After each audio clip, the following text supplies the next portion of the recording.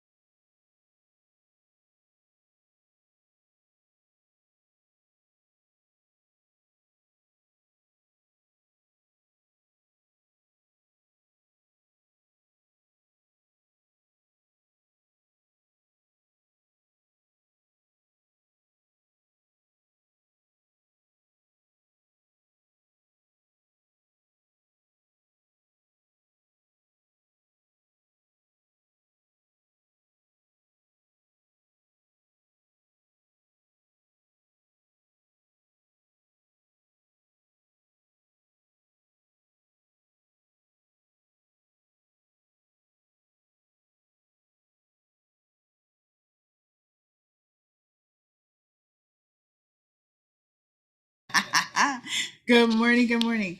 So I'd like to call the regular meeting of the Audit Committee and Board of Retirement and Board of Investments to order. The time is 9:02 a.m. and we will start with roll call. Yes. Good morning. Thank you, Chair Jones. This meeting is being conducted both in person and as a virtual meeting, so I would do a roll call for other trustees to confirm attendance. From the Audit Committee, I have Mr. Jason Green. Present. Mr. Patrick Jones. Present. Mr. Sean Kehoe. Mr. Sean Kehoe. I'll come back. Mr. Antonio Sanchez. He was here He was here. in the bathroom. Ms. Gina Sanchez. Here. Vice Chair Keith Knox. Good morning, I'm here. And Chair Onyx Jones. And here, present. Trustee Sanchez is here. Oh, Okay. there we go. There we go. Great. And Kehoe. And Thank Kehoe. you. Great, thank you. Mr. Alan Bernstein from the Board of Retirement. Ms. Vivian Gray. Ms. Elizabeth Greenwood. Mr. JP Harris. Mr. Ronald Oakham. Mr. Les Robbins. Mr. Herman Santos. Okay, from the Board of Investments, Mr. Herman Santos. Mr. David Green. Mr. Joseph Kelly. And Mr. David Rue. Staff participating in the meeting include CEO Santos Kryman, Deputy CEO Luis Lugo, AEOs Laura Guglielmo and JJ Popovich, Chief Counsel Steve Rice, and all division managers. Internal audit staff include Richard Bendel, Alicia Collins, Christina Logan, Christina Sun, Nathan Amick, George Lundy, Gabriel Tafoya. Audit committee consultants, Robert Griffin. Trustees, if you would like to be placed in a queue, please use the Zoom raise your hand chat option. At this time, we ask all meeting participants to mute their mics until we are ready to speak. And now we may proceed with the agenda. All right, thank you so much. Can we have the Pledge of Allegiance? Trustee Jones, would you lead us in the Pledge of Allegiance, please? Of the United States of America, and to the republic for which it stands, one nation, under God, indivisible, with liberty and justice for all. All right, item 3 is procedures for teleconference meeting attendance under AB 2449. I don't believe we have any trustees attending virtually, so we are all here and present. Moving on to item 4, which is approval of the minutes. Can I have a motion? So moved. Thank you. I'm sorry, Ms. Sanchez? Yep. Okay. And Mr. Jones? Second? I second. Okay. I'm sorry, the motion passes unanimously. We didn't have it. vote. Oh, did we vote? We didn't vote. Did we? Screen? Oh, Oops. apologies. Oh, I just voted. Haha, Somebody, my video game. It's not taking them. okay, we'll figure that out. We have public comment. Any public comment? And no public comment at this time. Moving on to non-consent items. So the first item A is consulting on investment office's operational due diligence. We have a staff report. Yeah, I just have a preface comment. Good morning, Madam Chair and trustees. The first 2 engagements being presented today fall under the consulting standards of the Institute of Internal Auditors. These standards require that auditors work with the business units, the client, and achieve the objectives around governance, risk management, and control processes to the extent agreed upon by the client. In conformance with IIA standards and the practice of our peers, consulting engagement reporting is made to the client, in these cases to the division managers. If significant governance, risk control matters are identified, they would have to be communicated to senior management and the audit committee.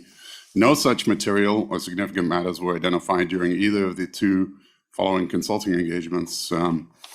As a result, Internal Audit prepared summary reports covering each of these engagements, and Christina will walk you through a presentation and summary of KPMG's work with the Investment Office related to ODD. Afterwards, Tina will present a summary of her work related to records and information management.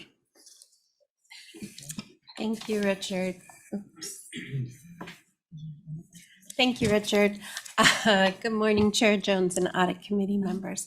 Can we go to the next slide, please? So I just wanted to spend a little bit of time talking about giving some background information on operational due diligence, ODD.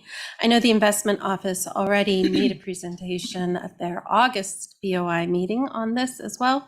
But the investment policy statement describes that there's two types of risk, investment risk and operations risk, and both are equally important factors in the decision to initially invest as well as the decision to continue investing with a manager. And at their November 2020 BOI meeting, Investment Office staff presented on its deep dive assessment of operational due diligence. And as part of that presentation, they had a really great quote that explained operational due diligence.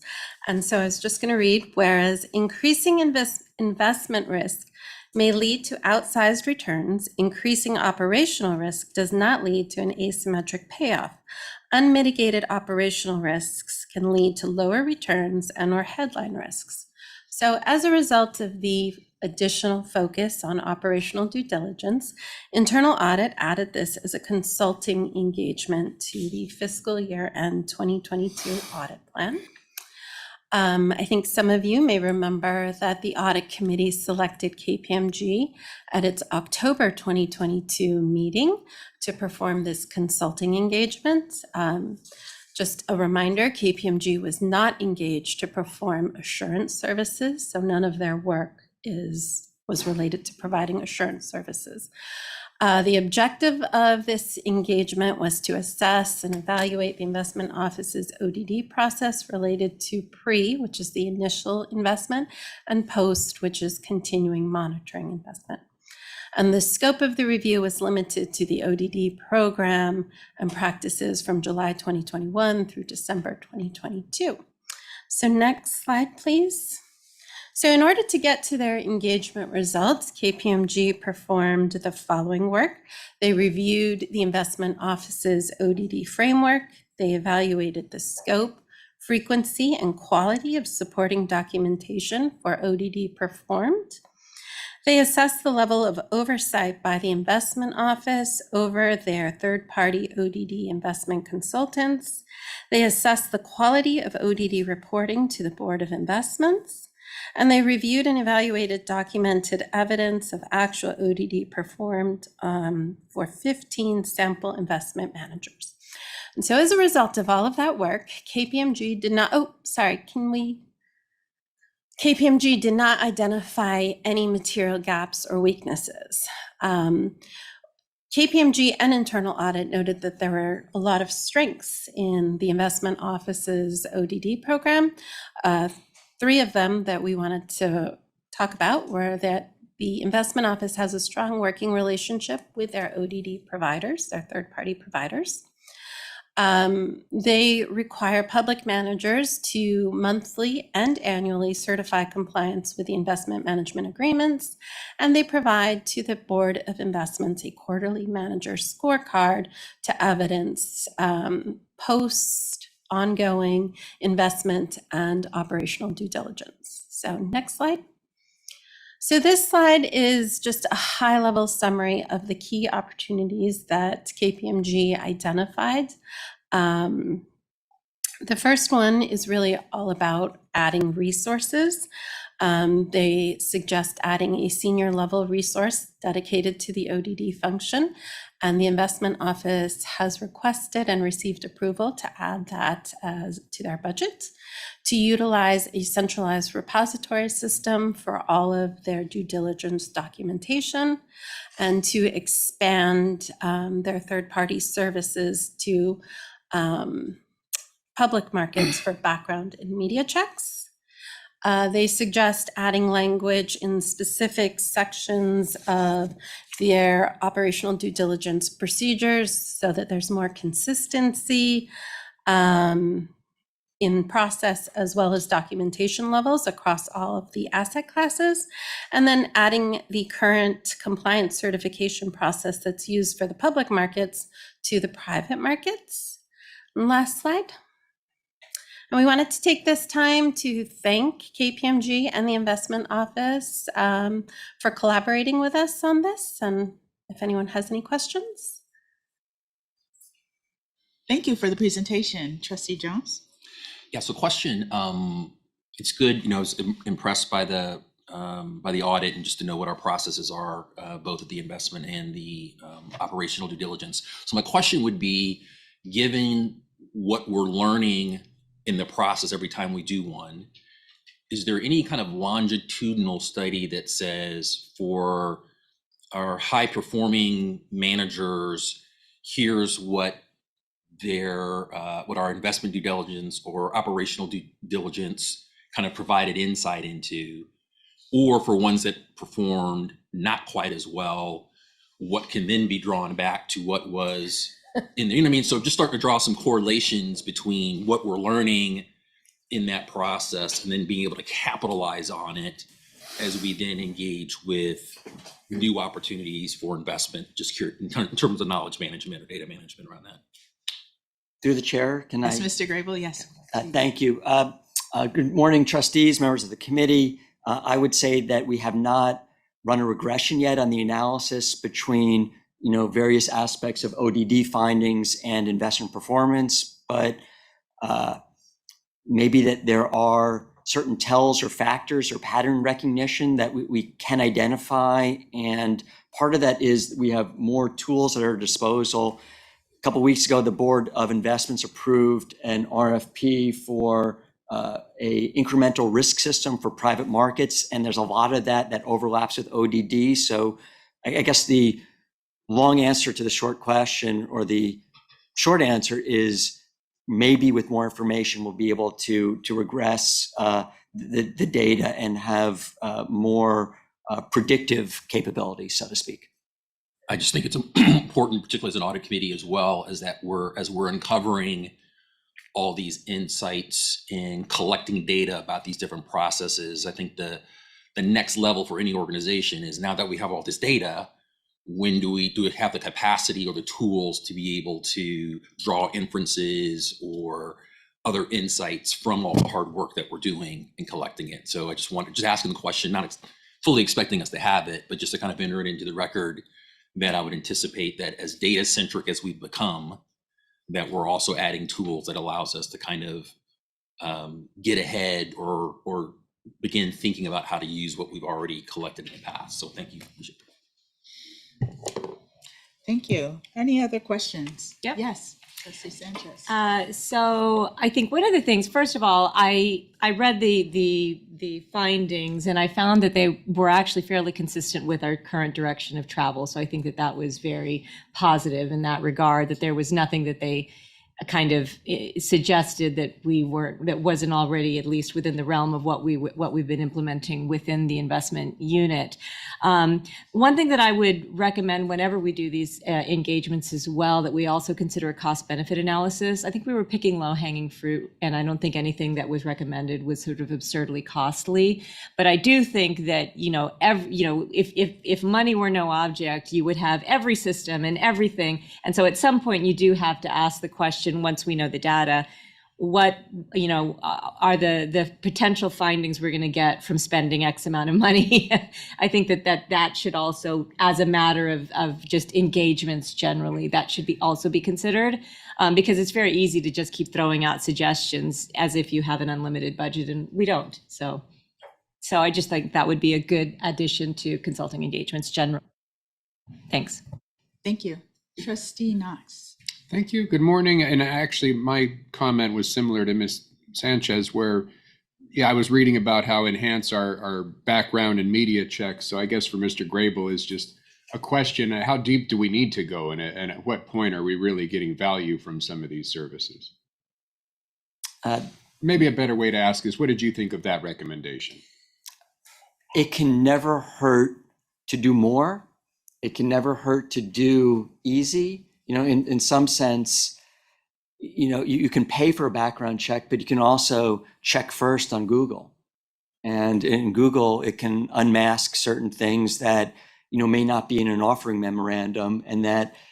So I think that We've actually gotten quotes on doing background checks. I think in some sense, background checks only when there's an issue, it's like, we should have done X. It's not that you're necessarily going to learn much by doing it, but it may not, as an institution managing the retirement needs for 190,000 people, it's not a bad thing for us to do. And I think that we can always find economies associated with purchasing, but we should never forget that you can do certain things for free, such as Google.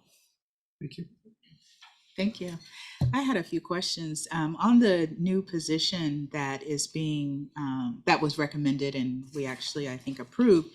I was curious to know, when would we be putting that in is that fiscal year 25 or 24? When do we see this putting this into the budget? It's in the board approved budget. It's already in the 24 budget. Yes. Okay, awesome. And then the final question that I had was on the recommendations that were put in place as far as doing the compliance certification process for private markets.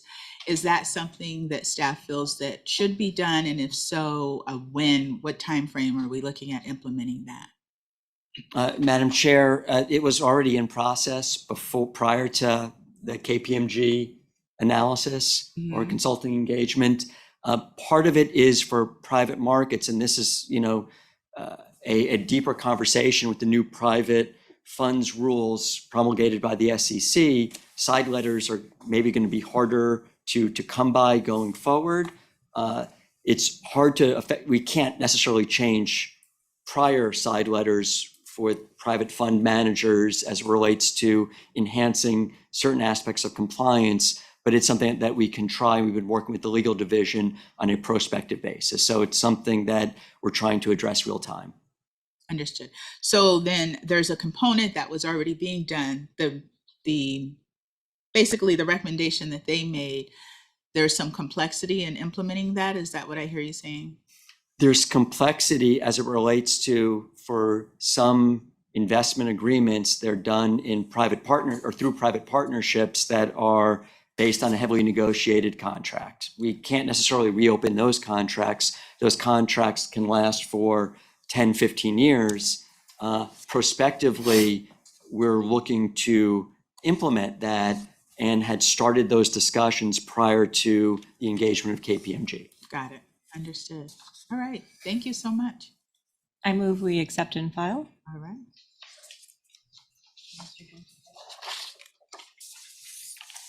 I'll go ahead and take a roll call. Mr. Knox? Aye. Mr. Patrick Jones? Aye. Okay. Aye. Mr. Jason Green? Aye. Okay. Mr. Kehoe? Aye. Okay. Mr. Antonio Sanchez? Aye. Okay. Ms. Gina Sanchez? Aye. And Chair Onyx Jones? Aye. And the motion passes unanimously. All right. I think our system is catching up with us on the voting. Awesome. Let's move on to item B, which is consulting on the organizational records and information management policy. Yes. I have a staff presentation. Yep. Good morning, Chair Jones and the Audit Committee members. I'm here to present the engagement summary for the consulting on organizational RIM policy. So this was a consulting engagement and the divisions that we work with the most on this engagement were the executive office and the legal division. And just to echo what Richard said, internal audit does not assume management's responsibility, but we're here to provide opportunities for improvements. So next slide, please. So how did this engagement come about? So both internal audit and the legal office identify records retention as a significant risk area for LACERA, given the operational changes that occurred since the pandemic began. Additionally, this was an area of concern raised by an audit committee trustee at the June 2021 meeting. Management and internal audit agreed to evaluate the current RIM policy and practices for effectiveness, efficiency, compliance, and safeguarding of resources and information. So the next slide is the engagement results dashboard. First, I want to highlight some of the strength in the current RIM process.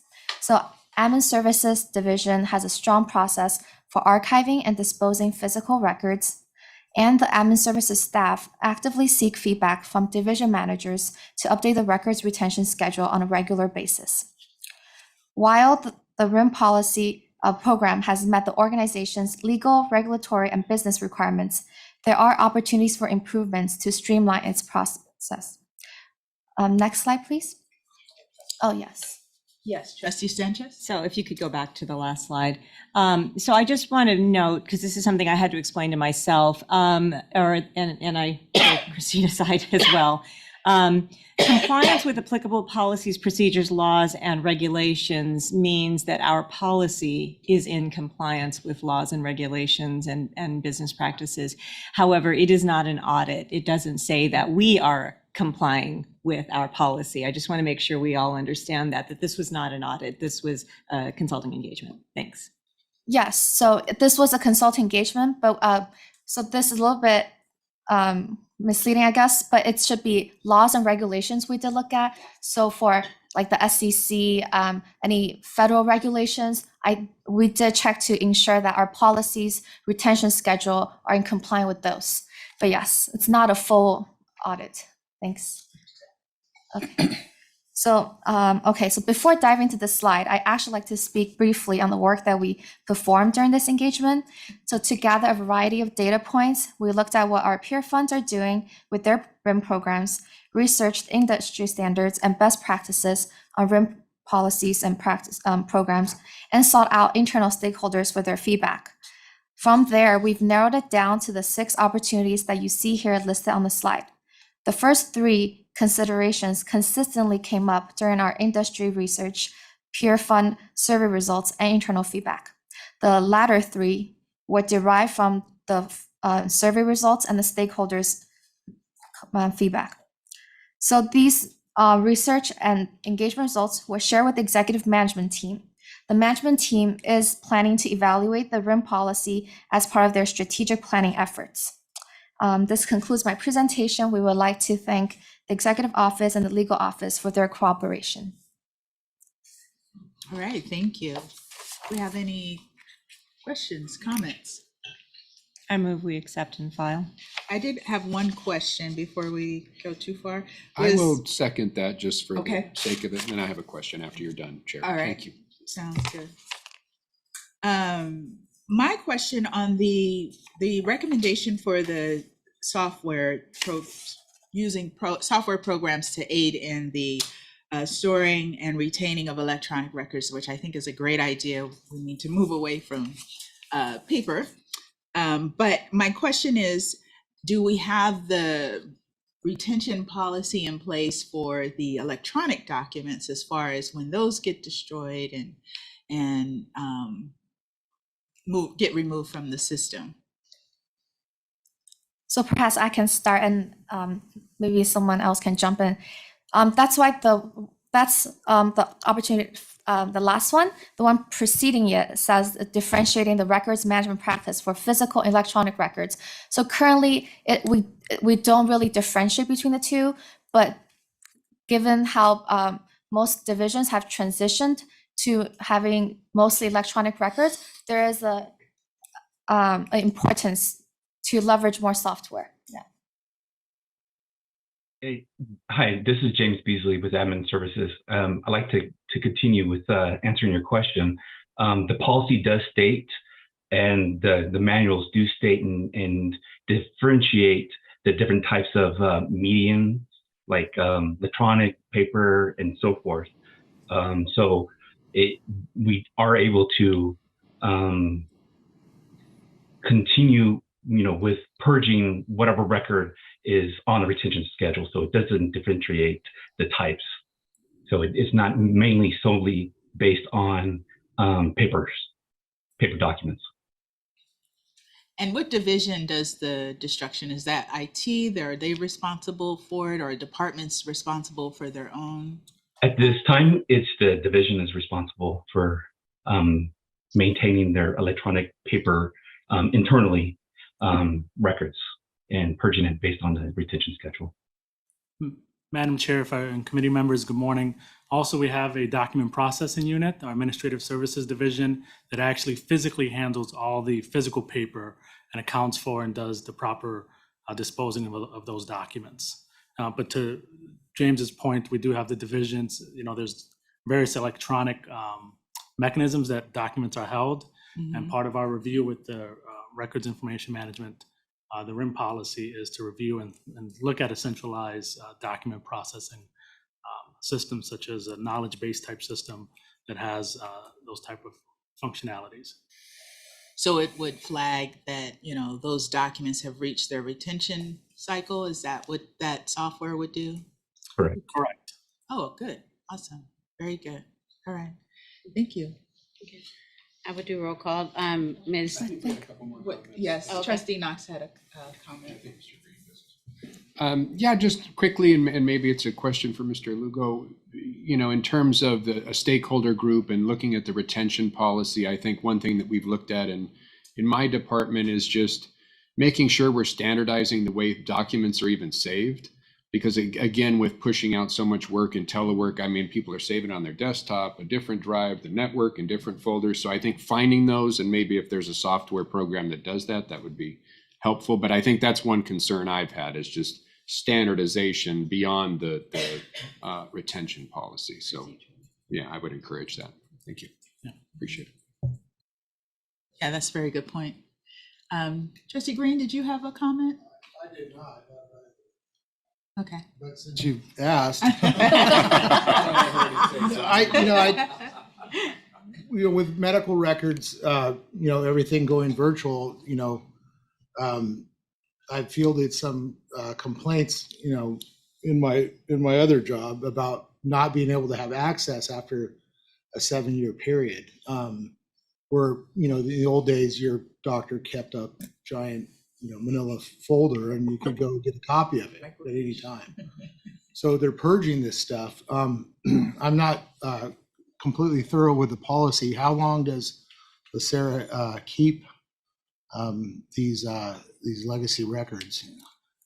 So Trustee Green, that's a good question. So as of today, we do have most of our member documents are retained indefinitely. So That's excellent. So we do retain them indefinitely, but that's part of some of our RIM policy review. Is that a good practice?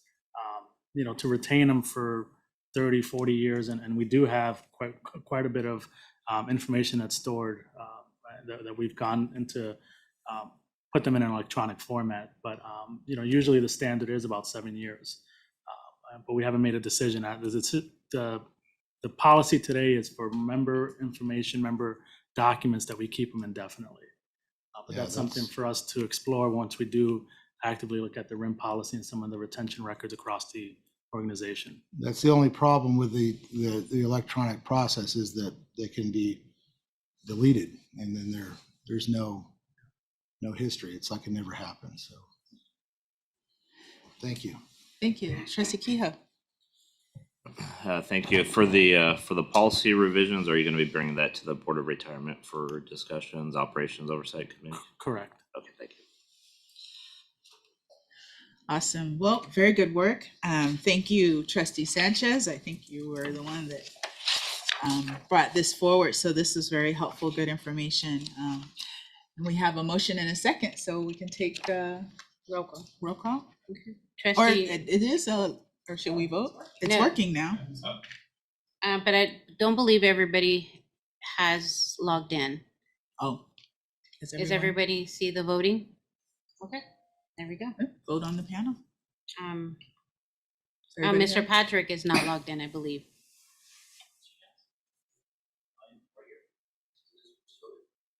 Oh, okay. Okay. There There we go. There we go. Yeah. Thank you. All right, let's move on to item C, State Street Bank Wire Transfer Audit. And we have a presentation. Good morning, Chair Jones and trustees of the Audit Committee. The wire transfer audit was performed this past June. Now, Catherine Ton, who at the time was the senior internal auditor, performed this audit.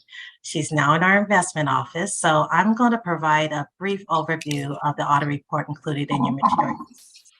And I apologize in advance, I'm dealing with a head cold, so my voice may be a bit hoarse going through this.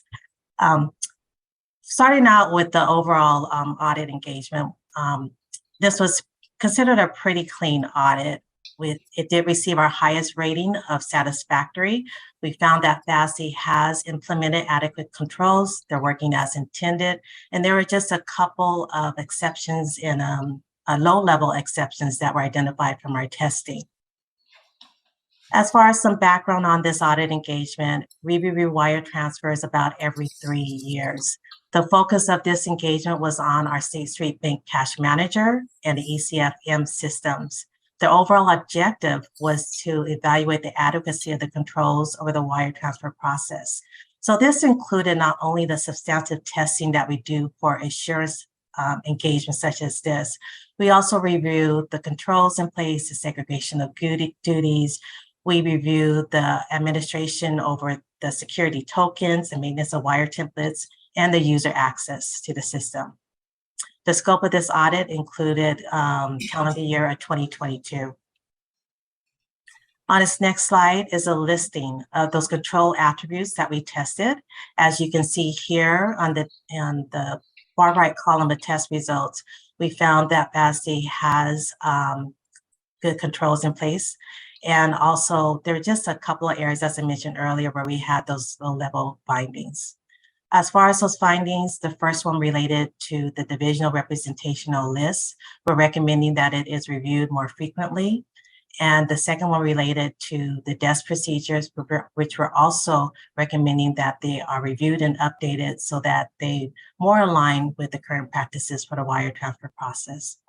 This concludes my overview of the audit report. And if there are any questions, we can address those at this point. Thank you very much for your report. Any questions? Yes, Trustee Sanchez. Yes, thank you, Ms. Collins. So one of the things I noted is that the scope of this audit was fiscal 2022. And because these audits are performed on a cycle, sort of, 3-year type cycles or sometimes more, it feels to me like the scope of the audit should be from the last audit, because if I were going to commit fraud, I would say I've got a 2-year window in which I can do anything, and it's not going to get audited until the 3rd year, which will only look back 12 months. So I just think as a matter of good practice, we should, on these audits that are on a cycle, look back the entire cycle rather than the 12-month period of the year that's chosen.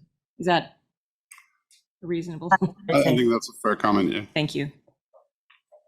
Yeah. And when you're doing the testing, it's just you're pulling periodic type material, right? You're sampling a whole test, so maybe sample 2 years versus 1. Is that what we're? That is what we do. And also, if I could just clarify, when we do our audits, we always do a risk assessment for each audit engagement. That's where we're going through. We're looking at the controls in place. We're identifying if there's any gaps. We're identifying the risk as well to make sure that there are adequate policies and procedures to address those risks.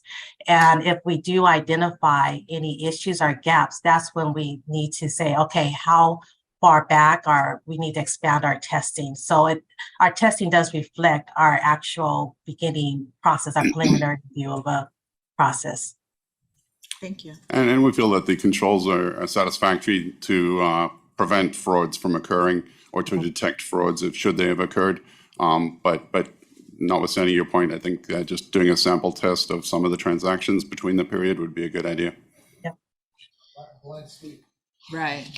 Very good. I had a question too. I know it sounds like from reading the report, we're transitioning from the actual tokens you hold in your hand to, it sounds like you can use an app to access the system.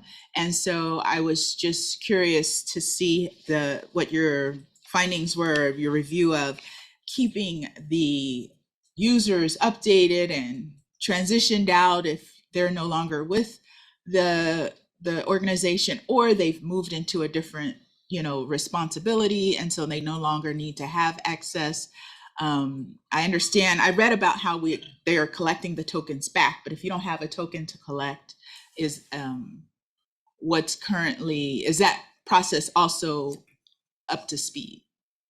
Yes, that was included in our review. We did look at the administration of the security tokens as far as the retention of them, the way that they are then receiving them back, and the destruction of the user tokens.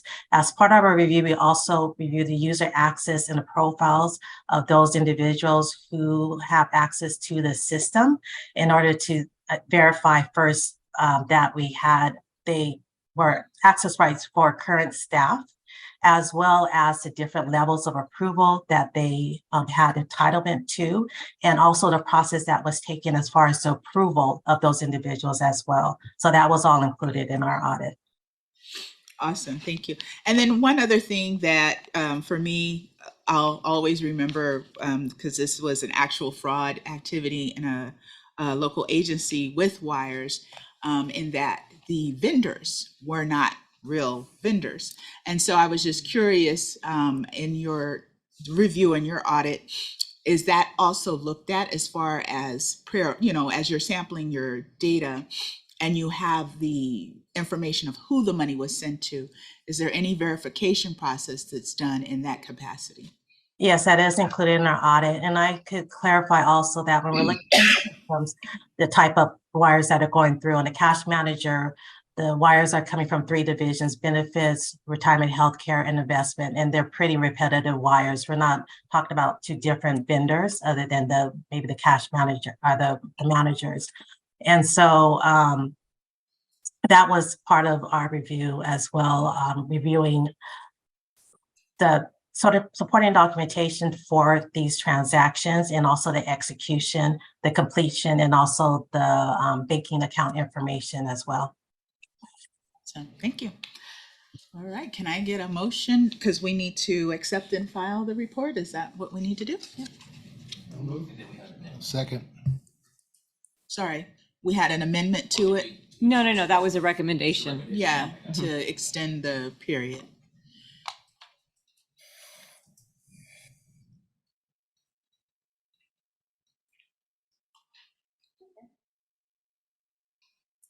The item passes unanimously. Did I vote? I haven't voted. I didn't vote. I haven't voted.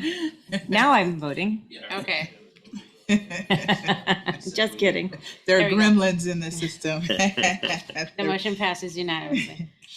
All right, moving on to item D, which is the audit of corporate credit cards.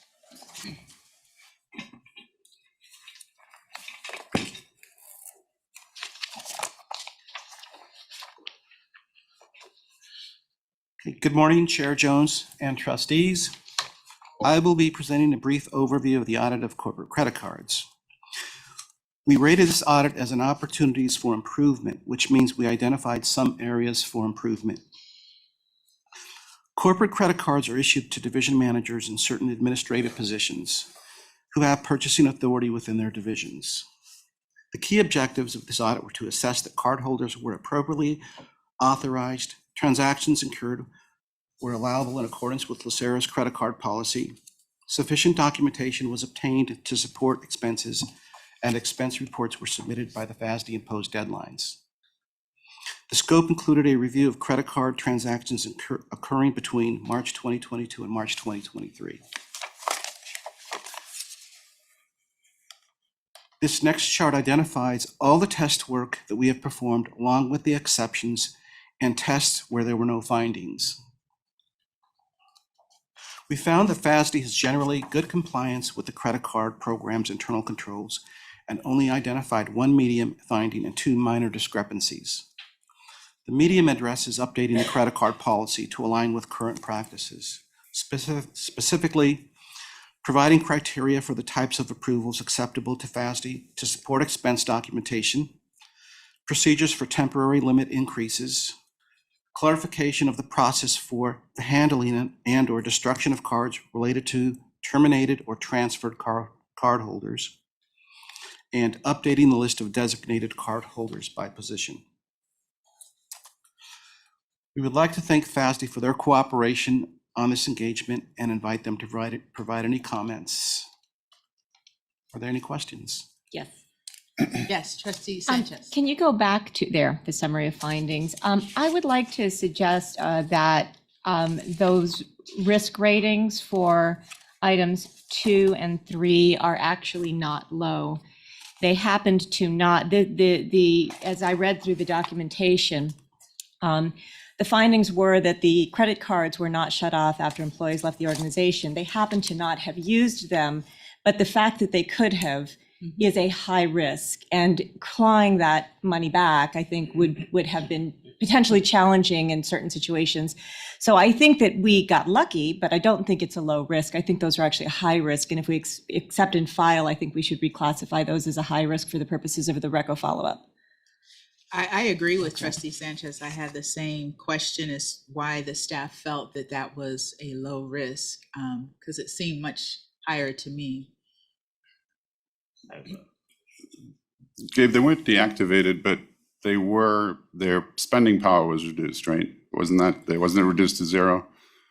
So they actually hadn't formally deactivated the credit cards.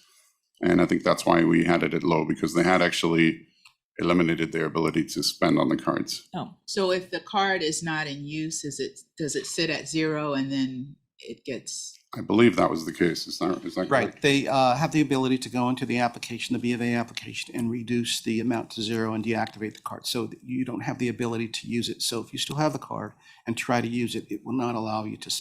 but So- what was that done? Excuse me? Was that done? Was the limit moved to zero, or what is the trigger that puts the limit to zero? Right. In this case, it was done after the fact. The That's individual the was high-risk point.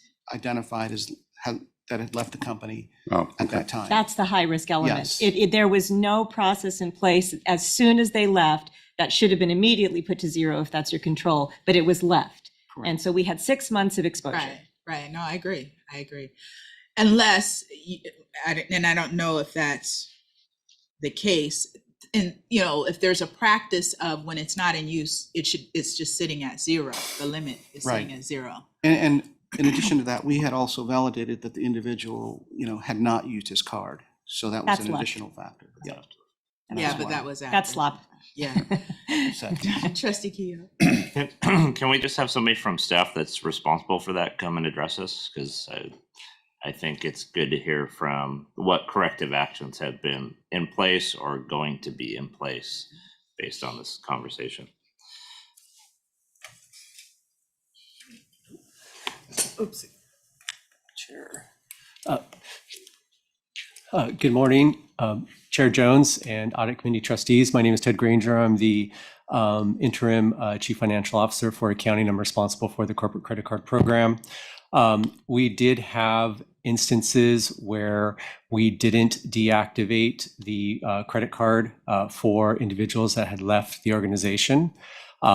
We have since implemented a communication protocol that Carly and I have worked on, whereby we will be getting notification to my teams, not just me or not just a limited group. So we know when individuals are leaving and we can effectively go in and deactivate those credit cards. I think we'll have to go back and look at the samples. There's basically 2 levels. One is getting the physical credit card back.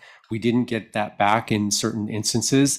However, my team is online every month monitoring the transactions. So, for example, if somebody did leave the organization and there was a transaction online, we would note that and we would be able to follow up on that transaction.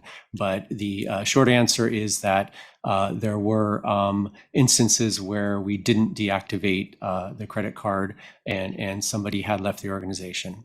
So the corrective action now is, so it sounds to me like communication to your team was the issue so that you would be able to shut it down. And now you have a process in place to do that. It's still going to rely on a human component. Is HR included in this? Because I mean, HR would know if somebody's leaving the organization, and maybe that could be a communication component. Exactly. And they're in fact the first point of communication.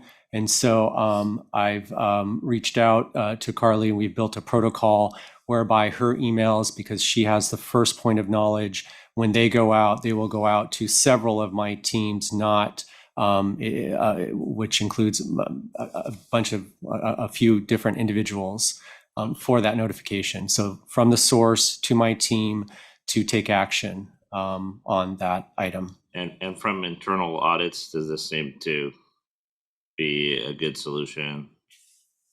I think so. And so it's based on your recommendations? Absolutely. Right. Okay. Is what's our underlying people system? Is it PeopleSoft, Oracle? What do we use to manage kind of the workforce on it? Because I would presume there would be some type of module that, in terms of the protocol, that you could automate the process so that if, somebody from HR moves candidate X to Y, it triggers a series of communications to people about it so that you don't have to kind of rely on, but I don't know what our underlying people management system is.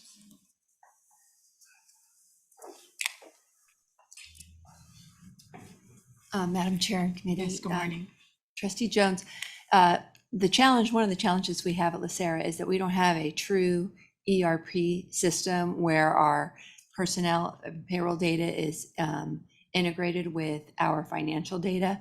Our payroll data is housed with the county. We are county employees, and so it's a segregation. So that makes this type of situation a little bit more challenging. Fair enough. Thank you. Yeah. Okay. So it sounds like it definitely relies on the human communication back and forth. We can't automate that. My feedback, and this is not, I don't think something that can be automated either, was the comment where staff was aggressively trying to acquire supporting documentation and backup, and it was not available or it was not provided. And there was a decision not to cut off the credit card. And I think we need to have something in place that, if our policy says that their privileges get suspended, then that needs to get suspended because that's what the policy says. And then if purchases still need to be made, maybe there is an administrative credit card or some other credit card that can be utilized to facilitate the business activity, because we still need to operate, but the policy should still be followed. So if the policy indicates that an employee that is not, adhering to what's required on a monthly basis, if their privileges get suspended, then that should occur so that they understand that this is something that has to be adhered to, and it's important, and it's, it's timely, and it needs to be done timely. If I may, Madam Chair, while I completely agree with you, this situation was essentially an administrative card. So the individual is responsible for was responsible for administrating charges affecting the organization. So they were not sort of personal expenditures. They were expenditures on behalf of the organization and affecting the entire organization. And that was part of the challenge. And the process, which certainly was not appropriate, or there were failures in the process, were really an example of the impact that we have had with our staffing challenges. So we had temporary staffing challenges that did not give proper support in that division, which impacted this situation. Those staffing issues have been resolved, but it definitely, one of the problems when you don't have enough staff is having the proper controls in place can be impacted. And this is a prime example of that. But these were not personal charges. They were administrative for the organization, which is the only reason we didn't shut it down. Understood. Very good. Thank you. And I'm sure that things will be put in place to make sure descriptions are added, because those were other findings. So my final question is, with some of the findings, How soon does the internal audit division go back just to ensure that those findings have been resolved and there's no future issues in these areas? Well, we have our recommendation process where we track all recommendations, and each recommendation was responded to by Ted. So we'll follow up on those once the specific recommendation follow-up date comes up.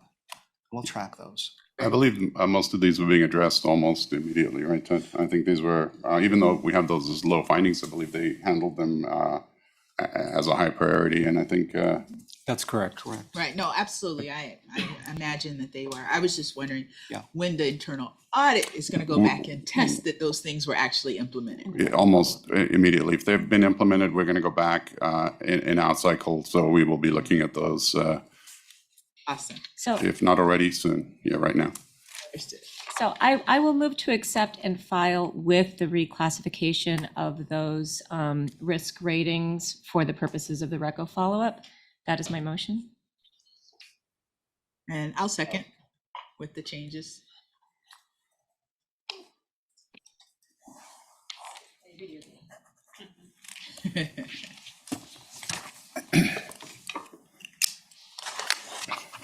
Thank you so much. Moving on to item E, which is the Los Angeles County's compliance with requirements for rehired retirees. So this is for fiscal year ended June 2022. We have a report from staff. You may recall that at the last meeting, at the June 1st meeting, you returned this report to staff for us to provide further clarification on the reasons for the repeat findings and to address why management hadn't had the ability to address the recommendations of the prior audit fiscal year end, June 30th, 2021, before we completed this audit. To that end, we did add a preface that explains to the report, which explains this in more detail. Additionally, your committee asked for more information on CalPERS's efforts to establish a policy on limited work duration for rehired retirees in accordance with PEPRA. CalPERS's board administration approved their more restrictive policy in February of 2023, and that documentation is attached. It's in a draft red line format that is currently attached. Further, spoiler alert, we will be presenting this report at the next meeting, but our test work for the fiscal year end just ended as of this June 30th, 2023, confirms that the efforts taken by LACERA management and staff, along with ongoing collaboration with the county, we're back to only having 3 individuals from 17 in 2022 with 964 hours of overage that we had only this year, 3 with a total of 11 hours. And really that confirms what we believed was the issue for the last 2 years was that COVID coding, and that's what was challenging for us, was to try to identify why some of the departments had gone. I think there was confusion at the department level as to what constituted COVID. They weren't properly coded, and that's why we had those large overages in the prior years. Yes, thank you for the report. Thank you for the update as well. It was very good to see that number was down to 3, which I think is the lowest that it's been since 2018. So that was really exciting. And I also understand what type of collaboration your team had to engage with the county in general, just to assist them in getting those numbers down. So appreciate those efforts. Any comments? I motion for receive and file. All right. Thank you. I'll second.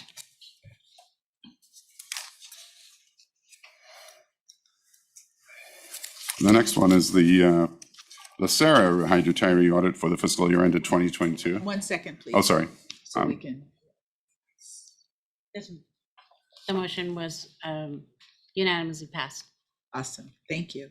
All right, now item F, which is LACERA's Rehired Retiree Program for fiscal year ended June 2022. Take it away. And thank you. And similarly, we had the same issue with the overlap between the years.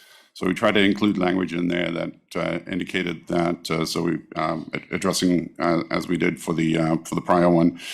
This again was an unsatisfactory report, meaning that we need to take immediate corrective action to strengthen the control environment. So we have a presentation. The objectives were to assess the organization compliance to the 2020 post-retirement employment policy. And we indicate that as the 2020 policy because, as you may recall, Mr. Rice brought forward the updated policy, which addressed the element of limited duration and other elements of updating the policy that was brought to the Board of Retirement and approved at the June 2023 meeting, which was subsequent to this audit. So there is a 2023 post-employment retirement policy now that we'll be auditing against going forward. We also assessed human resources, draft compliance, divisional procedure that they were working against, the policy and procedure guide, PPG 102, for the 960 hire rehired retiree process. And I think the next slide indicates we had two findings. The first one was comprehensive, had a number of administrative compliance issues that needed to be addressed by HR. And they have agreed with that and are in the process. I believe those are, I think, due for completion as of today. So we'll be following up on those. The other was the continued lack of limited duration, which again was addressed by Mr. Rice in the updated policy and by the Board of Retirement. Addressed that.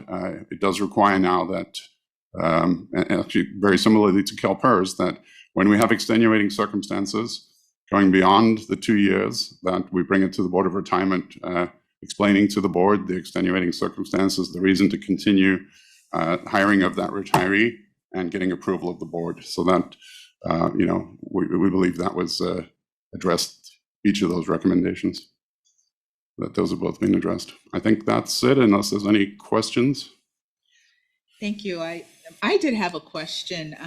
I just wondered, in correcting the finding, is there some system in place that can assist with, as the information is processing through payroll, the hours are being tracked, and HR that now has to say, you're exceeding or you're getting up to your 960, knowing that you guys do have this constraint with the county / payroll. Right. So how is that being solved? So there is a lag that, HR might have it 2 weeks in arrears.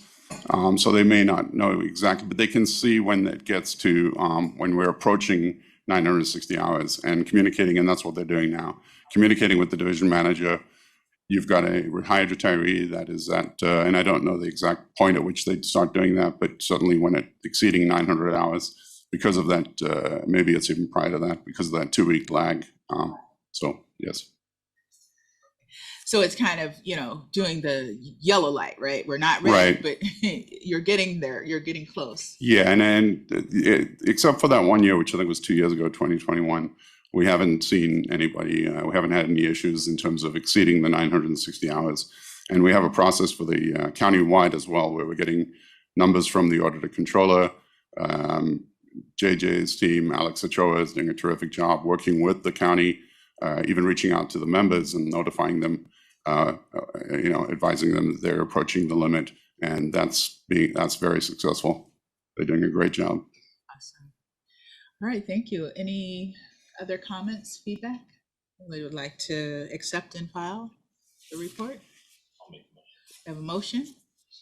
A second? All right. Thank you.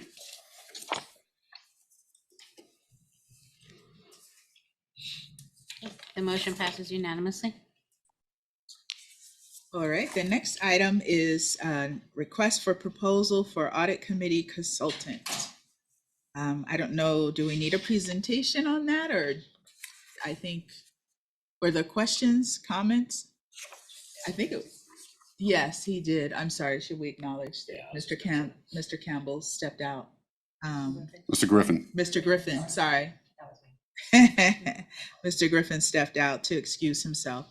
And so I don't know that we need a presentation on it unless anybody has any concerns with it. I thought that the RFP scope of services that you were going to do looked good and the requirements look good. So do we have, we don't need to take action on it, I don't think. Do we have to approve it? I believe we do need approval, to I'm sorry, release the RFP. sorry, there is a request for approval. Okay.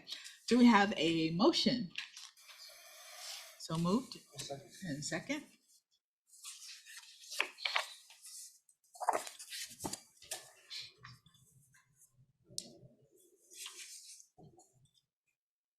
You just vote. Yep, everybody vote. Motion passes unanimously.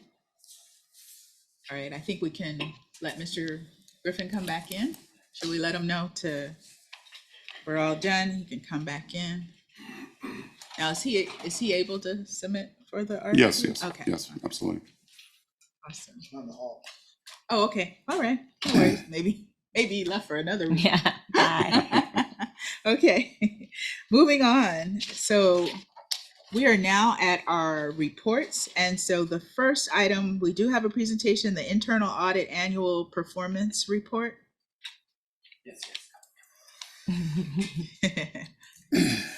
Good morning. Good morning, Chair Jones and trustees. It's a pleasure to be here. All right, this thing is on. This is a fairly lengthy presentation. I know we've been going on a little over an hour now, so I have the full presentation. It's about 20 slides, or I can distill it down to a really condensed version, which is about 5 to 9 slides, and you'll still get the really key points of the presentation, and I wanted to present that to you. Whichever you prefer, I'll be more than happy to perform. Well, I'm very open to the condensed version. I think everybody's in support. Yeah. Let's hear the modified version. So the gist of, let's say right here, please. The gist of this report is a summary on our performance for the fiscal year 2023, particularly in 3 areas. How did we do with regards to completing our audit plan? How did we perform with regards to our divisional goals? And the last one is, what have we done to execute our quality assurance improvement program, the QAIP? I'm still trying to find a better, more condensed word for that one, the QAIP. But so particularly performance in those 3 areas. Next slide, please. So here is our internal audit division as it stands right now. We're budgeted for 11 positions. We currently have 2 vacancies, and we do have 9 internal auditors. Everybody is very well-rounded. Everybody has at least 1 professional certification or designation with varying years of experience. Next slide. So let's jump right into our performance. As you can see here, we completed 79% of our audit plan this year. That is 33 of the 42 projects that were on the plan. We had 9 projects remaining. 3 are currently in progress. 5 are being rolled over to the 2024 audit plan, and 1 will be rolling off the audit plan. Continue. Let's keep going, please. One more, stop right here. So at the end of our last meeting, June 1, we had 13 outstanding projects that we still needed to undertake in order to fully complete our audit plan. So as of August 15th, we completed 4 more of those projects. We are currently in progress and carrying over 3 projects as we speak. 5 have been rolled over, and they are part of the 2024 audit plan. And the last one there has been rolled off the audit plan. So that concludes the first part with regards to our performance of the audit plan. The next is our divisional goals. And our first goal was to develop and execute a risk-based audit plan. As I said before, we completed 79% of the audit. We set a metric for ourselves of 80%. So we were just about there. I tried really hard to squeeze out another percentage. And that 79% is figure out a way to roll out a 1%. and I'm savvy with the I numbers. tried to squeeze him to do it Yeah. too, trust me. But that 79% does not give us any credit for the 7% of those, probably with 3 projects that are very close to completion. We gave ourselves a 0 on that. So that is with that 79% is giving no credit to those almost complete projects. Conservative. Conservative approach. And as everybody knows, 79 is the new 80 anyways. Okay. And we met or exceeded the other 2 metrics in this area. One was the completion of our annual risk assessment, and that was concluded by your committee approving our 2024 audit plan. And the last area there was where we spend our time. We set a metric of 70% time spent in what I like to call value-added projects, that being advisory, consulting, and assurance. We exceeded our 70% metric, and we were at 81% in that area. So here we have goal 2 is improve internal audit's presence and value with key stakeholders. In metrics A and B, we did not have the opportunity that we wanted to complete those areas, primarily due to some resource and staffing shortages. Both of these were in relation to providing training to the organization and to this committee. Taking into consideration some of our shortages, we thought it better that we focus on our value-added audit engagements and put our primary focus there. The good thing is the 3 remaining metrics here, which all had to relate to sending out and obtaining surveys from our stakeholders, we met or exceeded our imposed 80% approval rate. So we had 3 different surveys. We sent one out to this committee. We sent one to the executive office, and that also included other C-suite division managers. And the last one was a post-audit client survey, those going out to the auditees after the client has been performed. And as you can see here, we had an 85, a 90, and an 81 in those areas. And then our last goal was to continue enhance internal audits competency and efficiencies.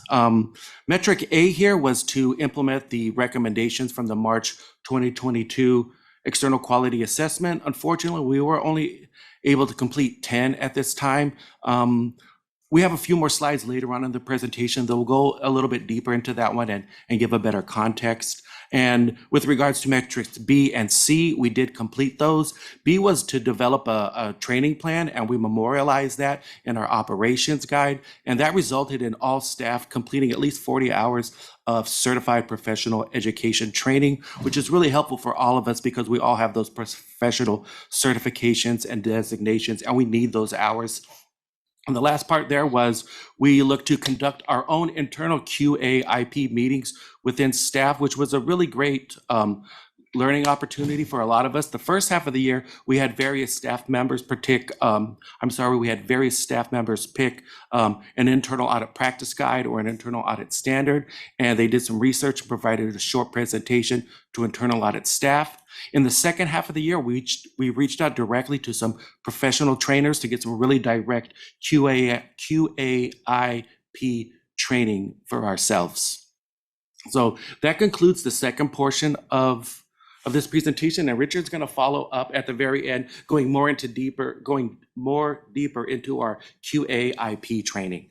Oh, the shortened presentation didn't get rid of my slides, did it? Yeah, Nate talked about the quality assurance and improvement program. This is an important part of the standards and require that we continue to look at our operations in 4 different areas. Continuing education is critical to the quality of and the professionalism of the staff. We do internal training, team training, individual training, continuing to strengthen our compliance to the IAA standards and looking at that. Nate talked about the monthly meetings that we had.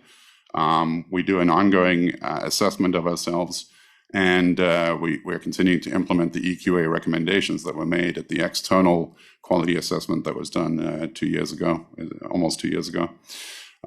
Next slide. This is an important area that we looked at assessing ourselves in all of these criteria, and based on that assessment, and we have self-assessed ourselves as conforming in each of these areas. I would like to add to that previous slide that this is an IIA template, that it's a standard that they give out to us so that we can use in order to rate ourselves. Now, while we'd hoped to complete all 23 recommendations, 10 have been completed, but they're foundational, and we have another 5 foundational recommendations that have to be implemented. So they couldn't be implemented simultaneously. It is a building, and we've taken a very constructive approach to it. And I think we're, and maybe I'll just speak in general. I think this report, I'd like to give kudos to the team for just a tremendous amount of work that we did this year. And you can see the improved quality in the both in quality and quantity of the reporting that we're doing, and internally improving our process and our standards. And I'm just so fortunate to have such a tremendous team that is doing such tremendous work, making internal audit look good. They certainly deserve my thank you. I think that's it, unless you have any questions. Thank you. Do we have any feedback? Yes. let's start with Trustee Green, and then we'll go to Trustee Sanchez. Yeah, just the impact of the vacancies. I know it's only a couple, right? But it's impressive, the 42, and with the rollovers and stuff. I don't know if that's, is that a byproduct of being understaffed? I know you cut only one thing, which was the felony forfeiture, but is that those two positions, is that impactful in the rollover? And Byproduct of that, we were, between, I was out for a period, one of the other managers was out for a period of the time, and then we did lose somebody towards the end of the year. And we do have the shortages. And part of it, maybe our appetite was, eyes were bigger than our stomach when we created the plan. That's always part of it too. And there's other, resource constraints, ability to work with, management only has so much capacity to audit them, to audit too. So it's a number of factors, but yeah, so it's typical. And I was pleased to see that one of the pension plans that we really consider a top peer, Texas teachers, they held themselves to the same standard, achieving 80% of the plan, because things change and there are factors that you can't consider when you first develop that plan. So yeah, kudos to the staff for the work and whatnot. And, this theme of doing less with more, it just goes to the overall point, which we, at least, my short time on the board, we've been talking about getting the people that in the departments that need to do the jobs, so we don't have to have that. yeah, absolutely. Thank you. Trustee Sanchez? I was going to have a similar question because you mentioned one vacancy on the team. Two vacancies currently. I think we're at risk for, starting with me, we have pending retirements that are coming up and stuff. So I think we other factors come up. Currently, we have one person out on a leave. So we're actually, down 3 currently, and things happen. So I am concerned about, at some point, we're going to, hit that pivotal point where we really need to start thinking about feeding the pipeline. Succession But planning. sounds like we need to start thinking about that now, right? I mean, are those vacancies funded or? They are funded. It's a matter of priority. Organizationally, we understand. There are other things that we can do to try and accommodate. One of the things is the 960 program. I don't want to, but that's something to consider. Also hiring maybe staff through a CPA firm or contract. There are some things that we can maybe do in the short run to address the concern, but in the long run, we do need to think about, because part of it's continuity too. You want to have people come in that have, understand, work with the current before you end up, losing more people, and then you don't have that continuity. So it's a combination of things that we can do. Thank you. Yes, Trustee Kehoe. Thank you. So we may have a potential risk factor here. I just want to test this. As far as filling your vacancies, do you have to wait for other organizational priorities, in other words, other divisions? And does that have to be prioritized essentially from CEO and HR level? Or do you get independence on that? I do. It's the former. I have to wait for priority. So I think that that's something that we have to look at. I understand there are bigger priorities and issues. I know that the Board of Retirement and Board of Investments have all been addressing vacancies within all of their ranks, but we have to remain independent as an audit component. You reporting directly to our board, our committee having that. So, and it puts you in a tough spot, right? I mean, you don't want to throw anybody out there and stuff, and we're not trying to do that. I'm make that very clear. But I do think that maybe we need to put some structure in place where we get told every single meeting how many vacancies you have, how long they've been vacant, what if you have active recruitments going on, and how many people are out on injuries and those type of things, so that we as a committee know what's going on and we can ask those questions of our respective boards to make sure that you get priorities as well. So I'll throw that out there as perhaps just staff direction to, unless there's any objection, to have you start reporting that to our committee every committee meeting, just as some sort of informational report that we could address. And then I would love to hear from the organizational perspective on prioritizing these vacancies. Absolutely. And good morning again, Madam Chair, committee members. Just for context in terms of where we are organizationally. So there is a light at the end of the tunnel. Currently, we have 2 to 3 recruiters, and we have examinations that have been completed, and our HR department will be actively interviewing about 6 more recruiters, as well as 2 senior HR assistants, which will help with our bandwidth tremendously and will help prioritize some of the internal audit as well as other organizational and divisional vacancies. But we have made significant headway in terms of filling some of the critical vacancies within investments, as well as IT manager positions, our retirement benefit specialist positions. So we do see this issue of vacancies that's been constant for about the latter part of 3 years, really subsiding in terms of our vacancy rate overall. So this time next year, I don't think you'll see an issue with internal audit as it relates to their vacancy rate.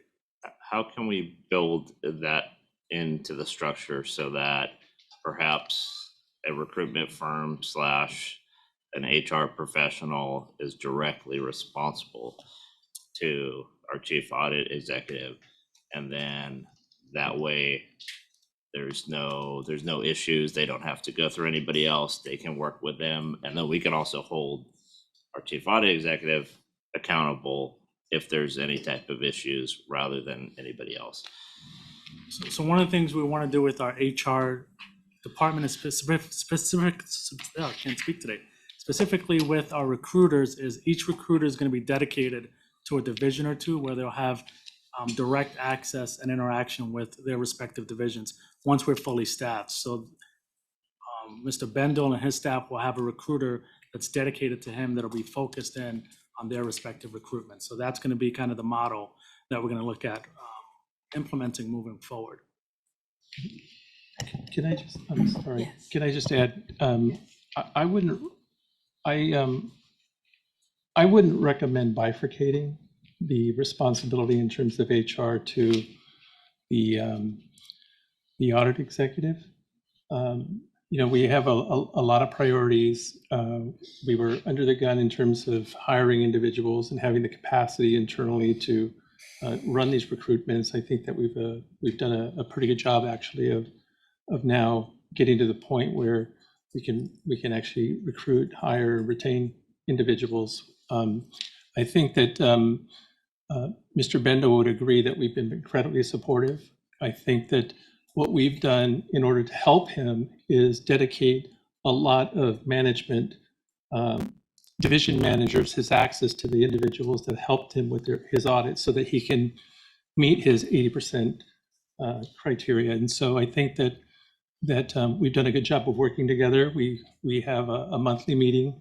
He brings staffing up all the time, and we just ask him as well as our other division managers for some patience until we get everything settled into in the HR arena. And I think we've done a pretty good job of leveraging outside recruiters to help us with the more difficult recruitments.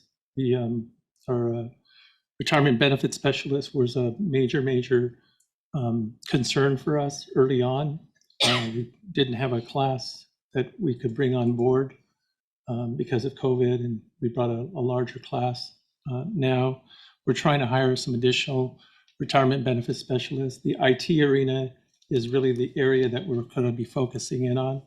Now that we have some really good candidates to select from in terms of the management positions, we wanted to make sure that the managers were on board so that they can interview the lower level staff, the technical staff, so that we can bring them on board. So that was kind of delayed things. And so we're looking at it from a broader perspective. We understand that every division manager is a priority, is really, they want to be fully staffed. In comparison, Mr. Bendel is actually staffed pretty well in comparison to the other parts of the organization. So we've made a commitment to him that we're going to be supportive. We're going to provide him access to what he needs. We're going to listen attentively to his recommendations, and we're going to do the follow-up recs, which is the purpose of our monthly meetings so that we make sure that we continue to advance the ball. But we understand that hiring is a priority for all divisions, but I wouldn't recommend, like I said, bifurcating that responsibility out to the audit executive. I think I just heard that we're essentially going to be doing that though, because we're going to be having a recruitment person that works directly with them, and then they'll be able to ultimately. And that's work how on it their- worked in the past too. And I think with the capacity that Mr. Lugo's talking about, and I definitely agree with Mr. Santos, we've had tremendous support from the executive team. But you know, that once we have the enough recruiters there to work with the recruiter, that will be definitely satisfactory without having to bifurcate. I agree with Mr. Kryman that we don't need to. Yeah, and I'm not personally suggesting Yeah. that you have like independent HR people, Right. or anything like that you're still going to go through the HR process and everything. Right, But I'm right, right. saying you have direct access to Right. go out and fill your vacancies. So it sounds like that's going to be in place within a year. Cool. So the only thing I'll just say that is just if we can get that staff report that I was talking about that shows the vacancies, and that way I do make a staffing report to the committee at every meeting. I can add more detail to that in terms of the length of the vacancies and the positions. I think we just provide a little more clarity on that.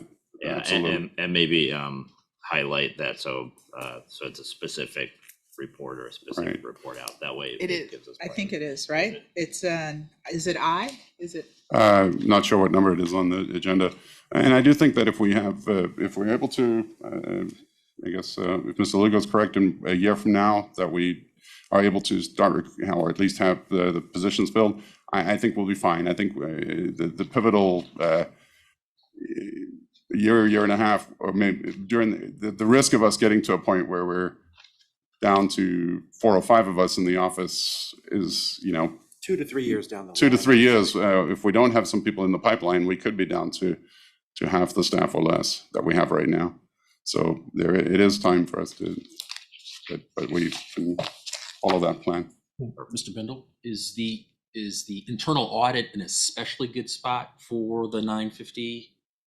The 960, people, 960, you know, 960 people. I mean, we have because a- it's Yeah, we have a good relationship with, I have a good relationship with the Auditor Controller's Office. And I haven't even discussed this with Mr. Kryman, but I could talk to people over there and see if there's anybody that they would recommend that's retired recently. There might be an opportunity to bring on somebody to assist us. That would be one avenue of opportunity. I just wasn't sure based on the nature of the roles that you're thinking about, this kind of backfilling, is that discipline an especially good spot to? I don't see any issue with that. I think it would be fine if we bring on an ex-auditor in a 960 capacity. I think it would be fine. All right. Do we need to, I just want to echo what everyone said, you know, great job. And I'll take the 79 if it's quality. We can live without it being 80. Quality over quantity in the area of internal audit for sure. You know, never want you to rush through an audit. I want you to, you know, make sure that the work that you're doing is, you know, at the highest of levels, because, you know, we rely on your information for when we're making decisions. So appreciate the efforts. Thank you. Thank you. Thanks, Lee.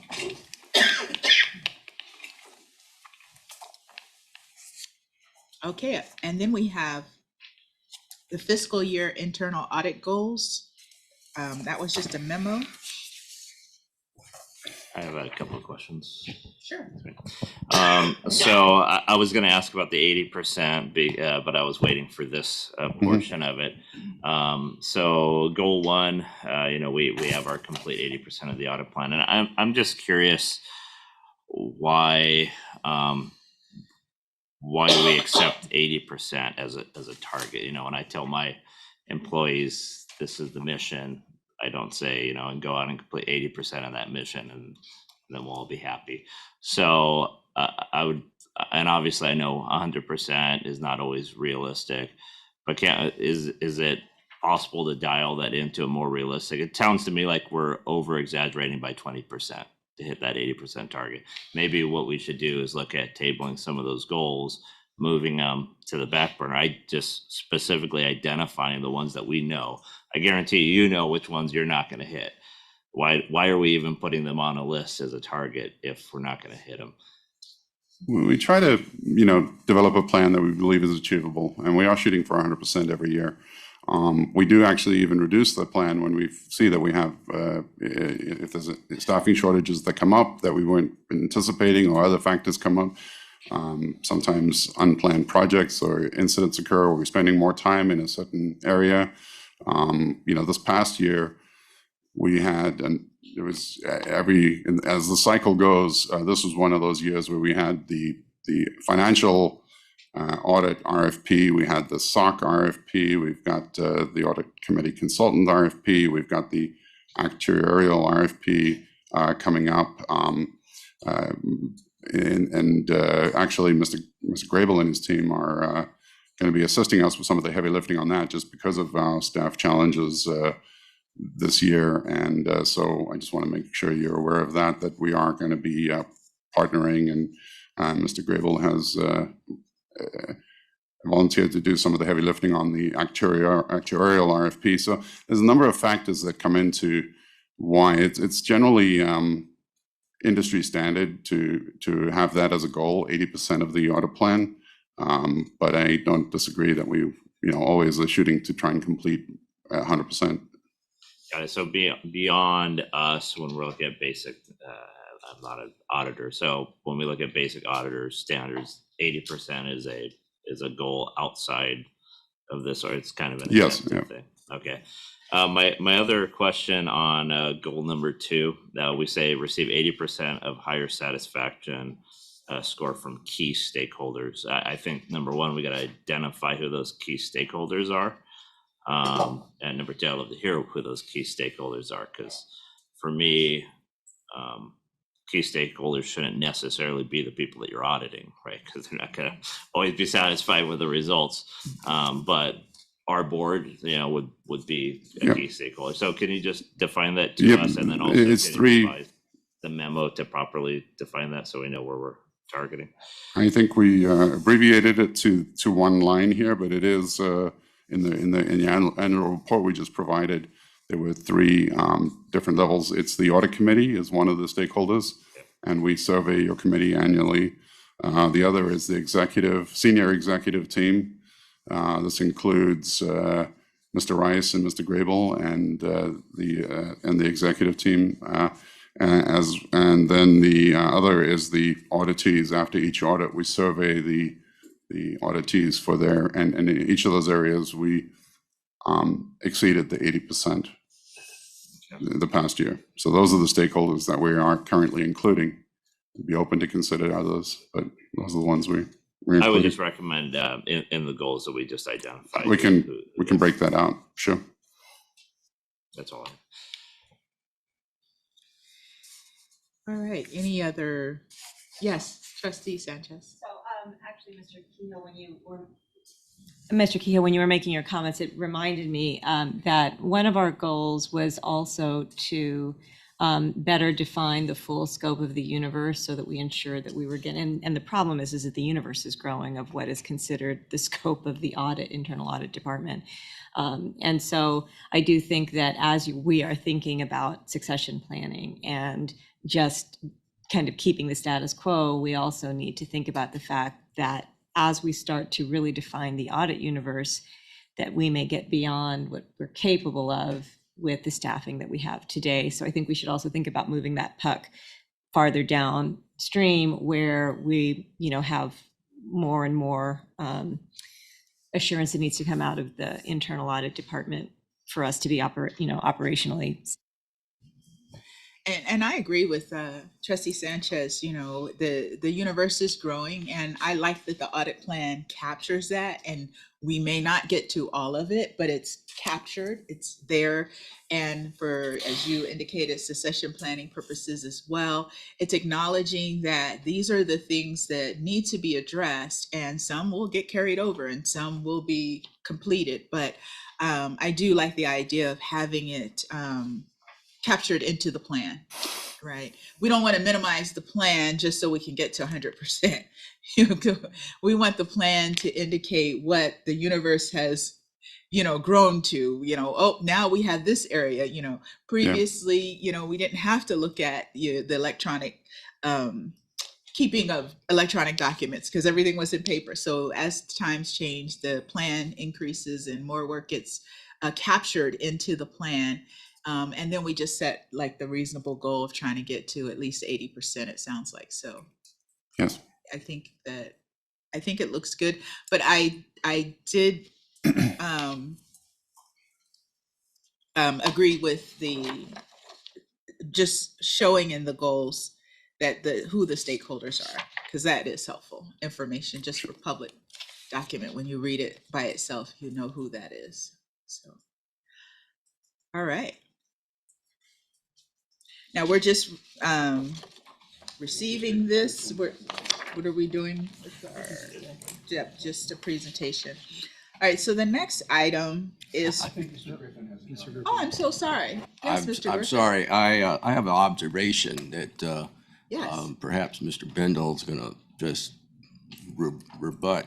But if you look at, and I was wondering how come you can get 80% of your audits done, but you only get 70% of your labor hours or your staff hours in the direct service. And if you look at the A and the C and the accomplishments, you got 81%, on versus a 70% goal for the hours, and you got your 79%. And I'm wondering, perhaps you could make a stretch goal to get 80% of the hours also, or, does that seem like a? Well, I think, wasn't the focus also on training for your staff? Yeah, so that does account for training. There's administrative preparation for meetings. There's so much that goes into that. So I think 70% was focused on the assurance audits, the consulting advisory work, focused on the core, so that staff are not working too heavily on administrative. At least 70%, and I think we exceeded that. 80% would be tough. There are generally, keeping it above 70 but there's a lot of administrative work that's done in the office as well, and everybody participates in that. Yeah, there's, I believe the training is included in that. I'm not sure if that includes, is that just work hours? That doesn't include like time off and stuff, does it? Anybody? Does not. Okay, so it's net of that, but it's just related to the actual work. I mean, I agree with Mr. Griffin that we should, always try to improve that number, but I think setting a goal at 80% may not be realistic. Excuse me. Just to add, 70% is the standard. Okay. Across the board. So 70% of hours directly related to assurance work, advisory, consulting is the standard for internal audit. Very good. Best practice. Yes. Thank you. Any more comments? Just one last question. Yes. Or not necessarily, but just a question.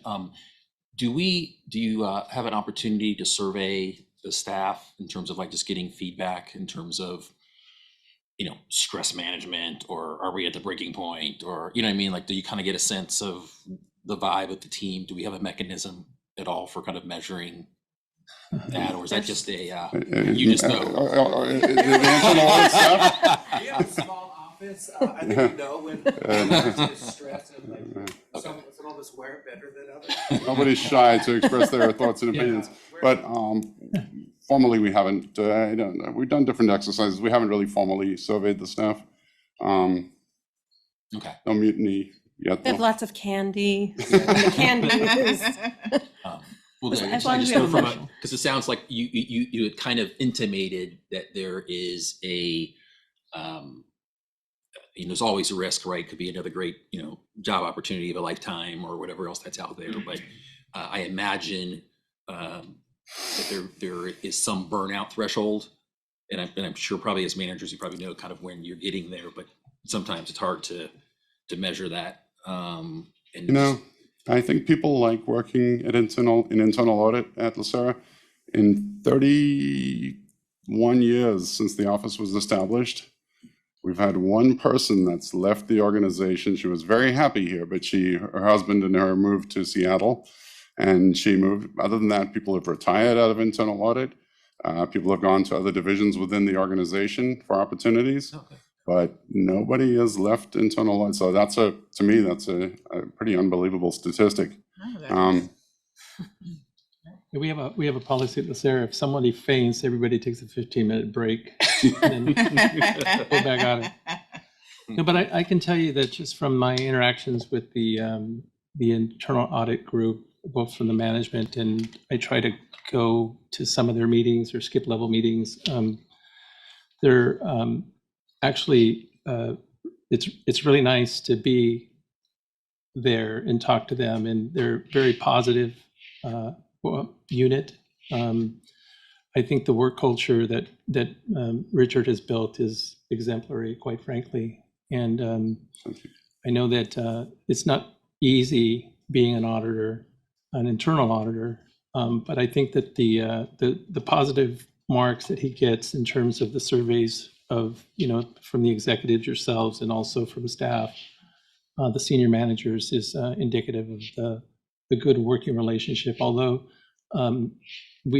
he's done a really good job, quite frankly, of making sure that there is that appropriate professional distance, because he has to make recommendations that not everybody's going to follow, but he delivers the message and his staff delivers the message with a lot of professionalism. And I think that accounts for the good cooperative nature of the organization and the work culture that he built. So I wish we could replicate it throughout, but LACERA, by and large, I think the work culture is improving significantly.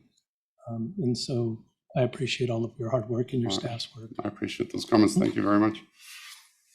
All right, thank you. On item C, this was for information only. I do understand NetForce is still doing some work, so you did give us an update on that, but do we have some comments? Yes. I actually wanted to pull that one. Thank you. You read my mind.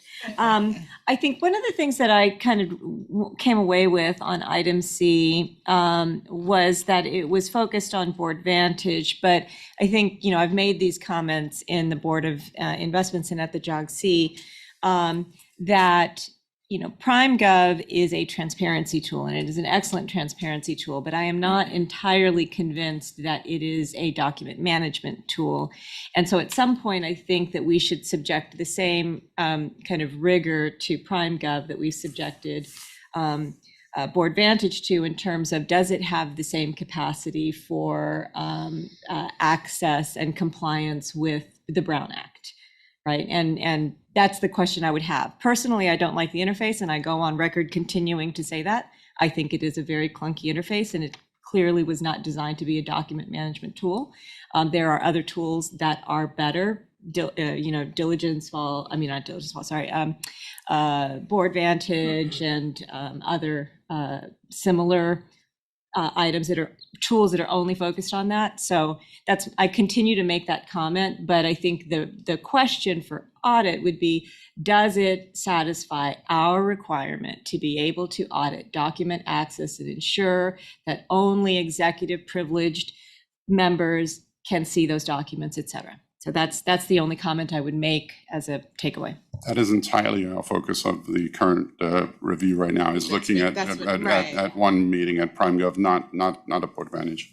Yes, that's the NetForce that is the work that, right? Yeah, exactly. Right. So we will hold for that report, and Trustee Sanchez will eagerly await the results of NetForce feedback. Even if it's perfect, I will still argue that it does suck.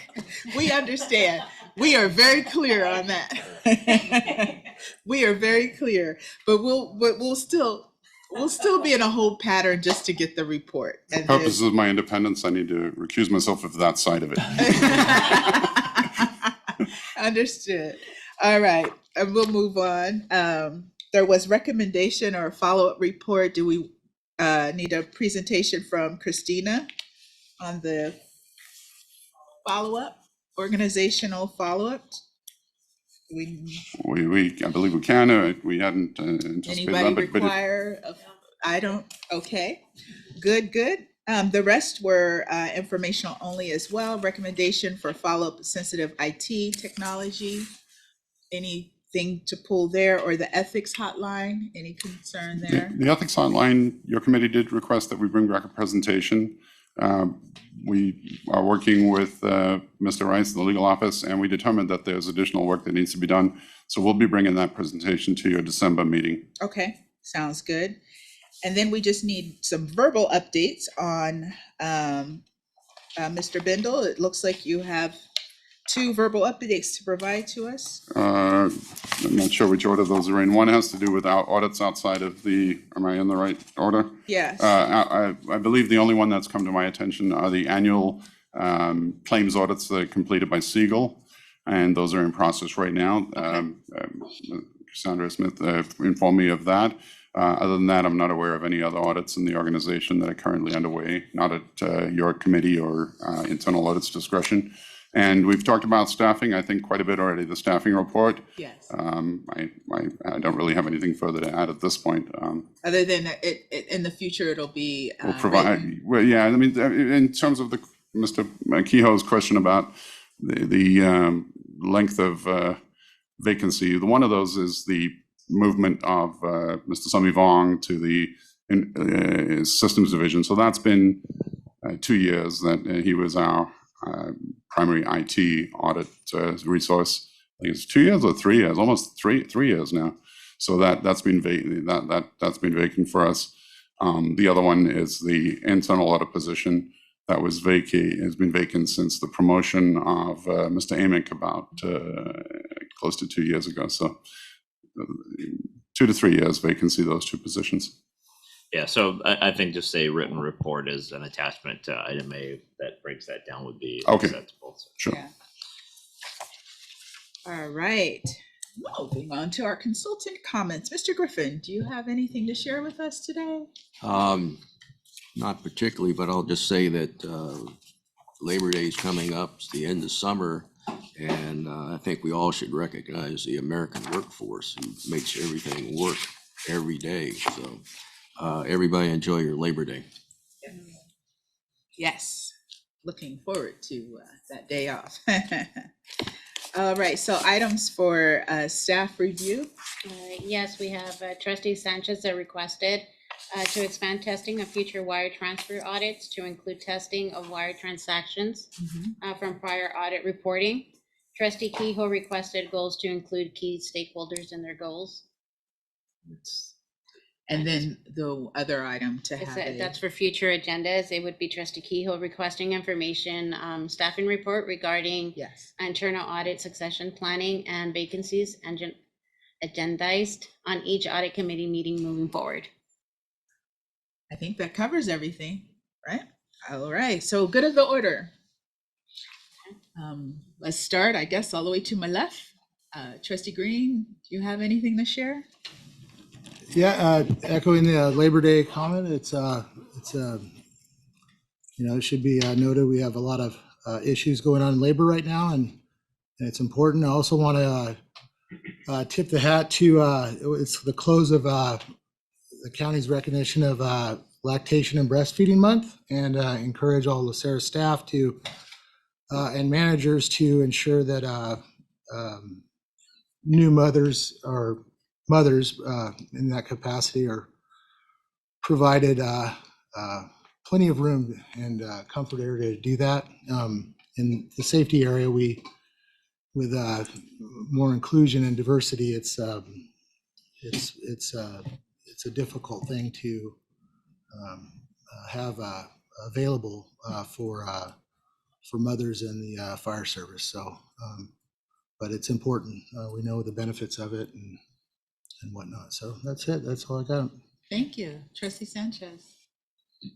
Thank you. So I want to echo Mr. Kryman's comments, Richard, that that your team works very well, and we've seen just a tremendous amount of work and effort, every year, continually, continuous improvement. And I very much appreciate the fact that the organization works well with the teams that they are set out to improve.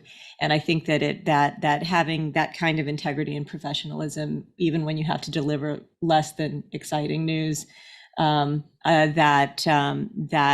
we've gotten to a place where it is taken in the spirit of continuous improvement and not as personal insult. I think that's really fantastic.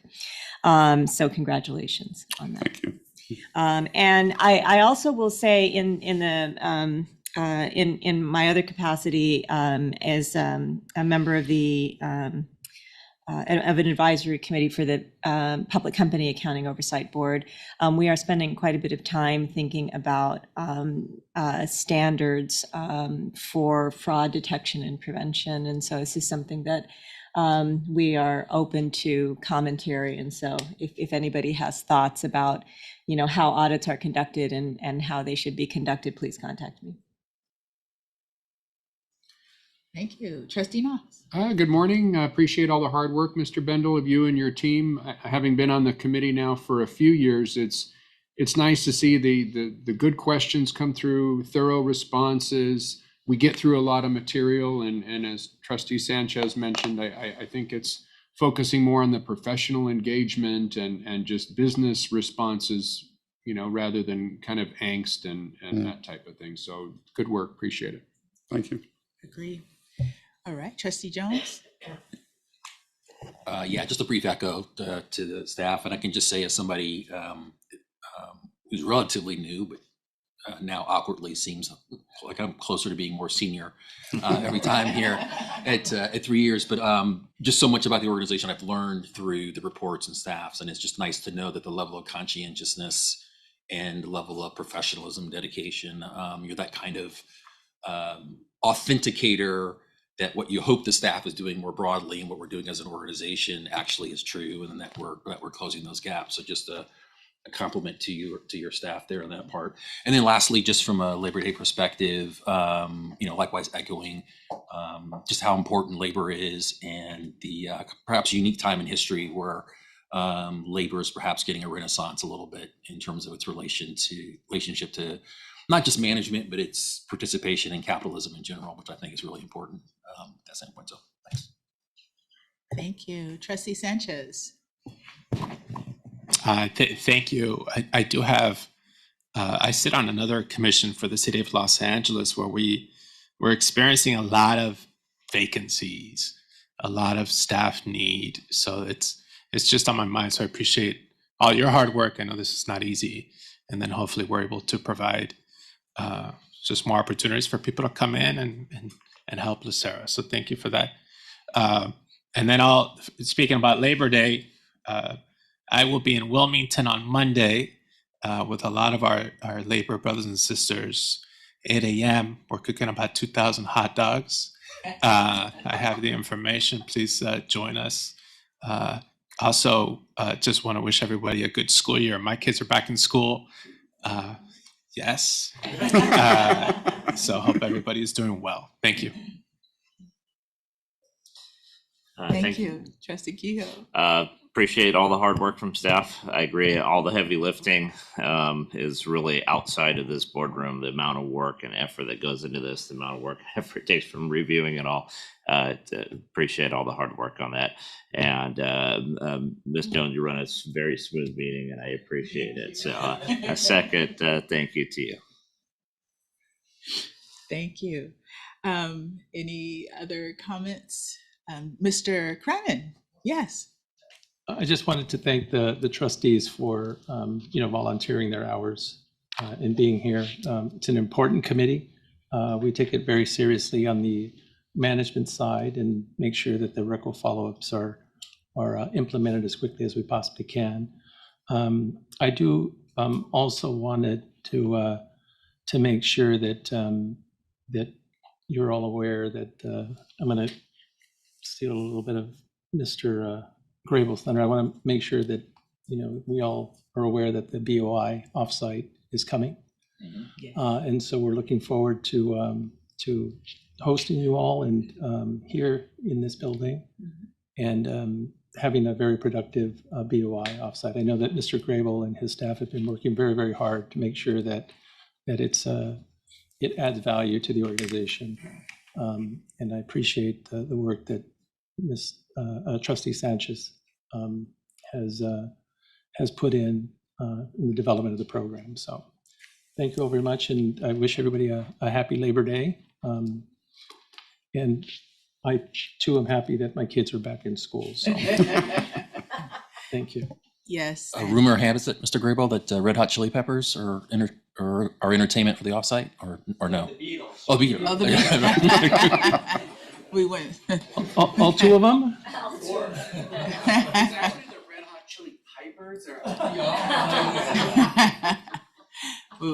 Either way, we look forward to the event next week.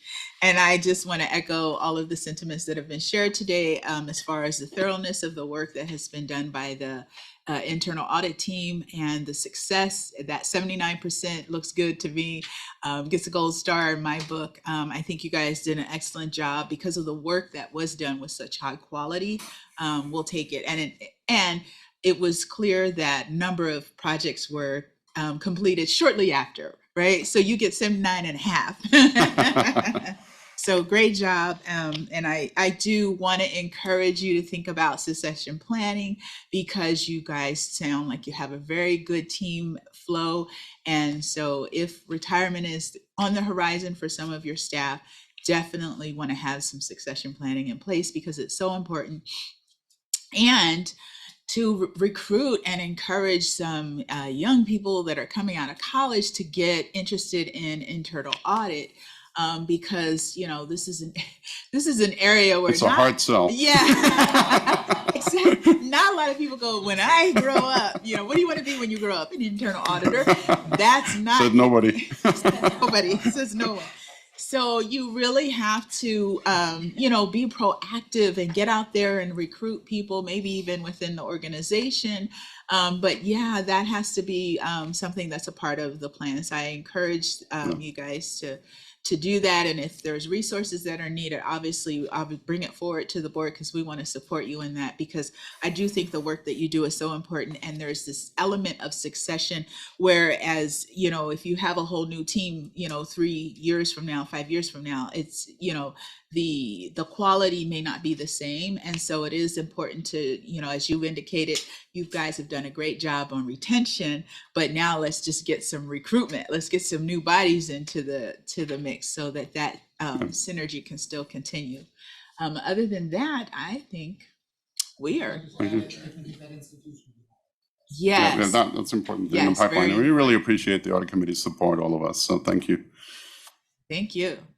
With that, I say this meeting is adjourned. Yeah, so do I have a motion? And a second. All right.